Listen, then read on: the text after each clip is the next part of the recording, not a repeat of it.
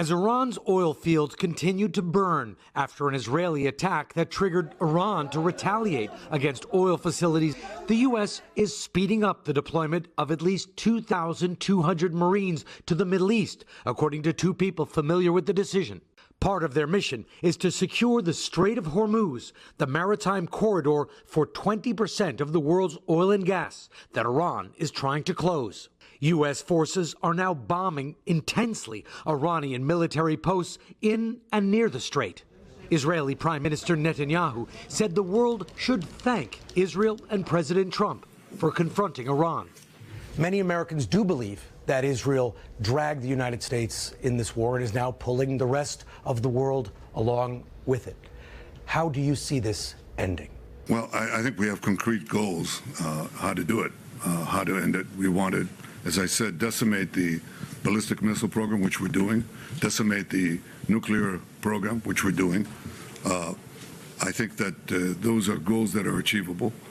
But I'm not going to put a schedule or a stopwatch on it. There are oil fields around the world that are burning. Gas prices are going up. The war is popular here in Israel. It is not popular with many Americans. So my question was, how do you see this ending? Not why, not even when. What do you imagine the day after will look like? Well, we have achievable goals, and I'm not going to speak about the full battle plans that we have with the United States. We're well coordinated with them. Adding Israel wants new alternative routes for the flow of oil in the Middle East that go through Israel. That is definitely possible. So I see that as a real change that will follow this war. But I also see this war ending a lot faster than people think.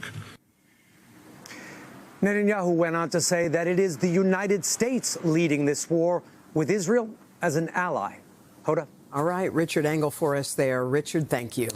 Hey, thanks for watching. And don't forget, you can catch the Today Show every morning on NBC or take Today when you're on the go. Just follow the Today podcast on Apple Podcasts, Spotify, or wherever you listen.